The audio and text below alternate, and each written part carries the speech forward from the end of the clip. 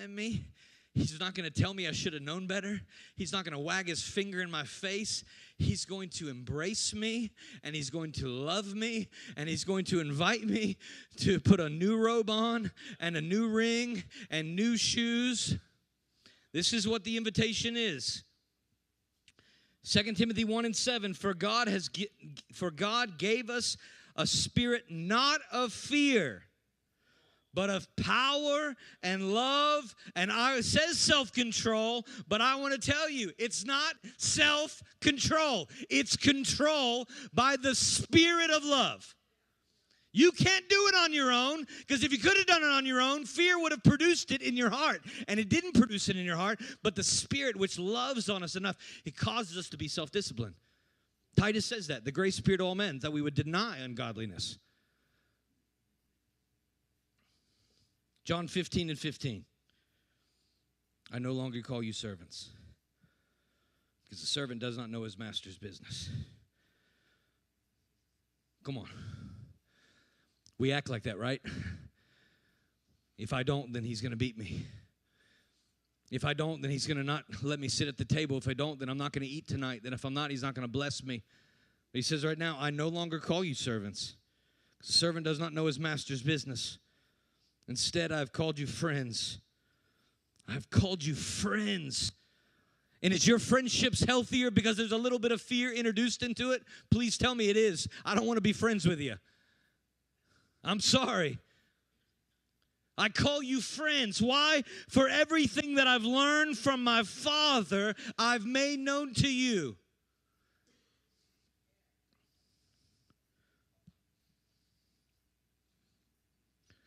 Back to the Mount of Transfiguration. I won't read the whole verses, but Matthew 17, when the Mount of Transfiguration, we see it says in verse 5, while he was still speaking, behold, a bright cloud overshadowed them. And suddenly a voice came out of this cloud saying, this is my beloved Son in whom I'm well pleased, hear him.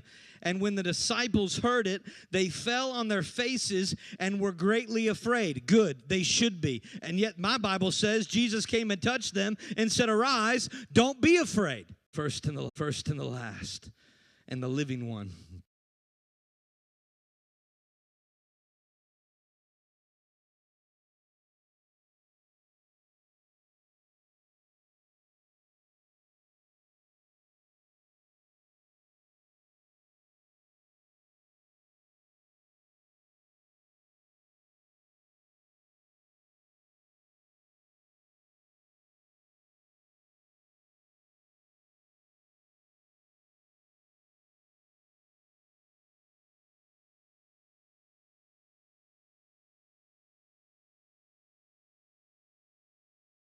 Wants to brace us.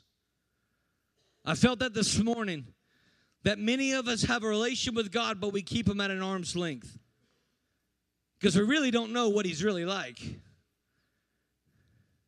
And I want to tell you that the only position he wants in your relationship is embrace. That's really what he wants. He wants to remove any bit of fear, so that we can get back to the original intent of humanity. You do realize that he didn't have to create us. He created us out of his desire, his pleasure. He created us because this love was so unbelievable that it needed another, and it needed another, and it needed another. That's why he says, the way that I love you, continue in my love, because this love cannot stop loving until it loves another. And even though the union of Father-Son was perfect, the Spirit said, no, we need another to love, and we need another to love, and we need another to love. And if you're here this morning, and there's a little bit of torment, I want to break all that down, that you are not living under the curse of Adam any longer. You are living under the blessing of Jesus Christ. I want to say that again, because I feel like someone needs to hear that this morning. You are not living under the curse of Adam. Out of one man's disobedience, all died. And out of one man's obedience, all were made alive. You were enemies and aliens in your mind, but by the peace of his blood, he has reconciled all things together. Where? to himself. And he wants to get you and me. Not just when we meet on 402 A and Avenue. Do your part, put a little money in the basket, say a couple amens and look the part. No. He wants to walk with you in the cool of the day. Nothing hindered. I want to tell you, he loves you the same on your best day and on your worst day. And I'll make the argument he loves you more on your worst day. But what we do is, because of the knowledge of the good and evil, we base his love off of that tree. Well, he loves me today because I've been good. Then he must not love me today because I've been evil. And he came to reconcile all of that so that you don't have to live forever in that state. That you can eat from the tree of life, which he came to bring. I want to read one more scripture to you. You probably say, gosh, he uses this scripture all the time because it's my favorite scripture. It's my favorite scripture. 1 John 1:5. This is the message we have heard from him and announced to you. This is the message we've heard from him and we announce to you. John, in all that he saw and experienced walking with Christ, if they told him, you got to sum it up in one sentence. What do you mean?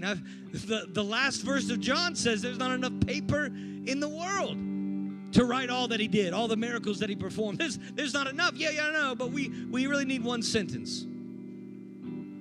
And theologians believe that John was the one to write the Gospels way later than the other Gospels are written.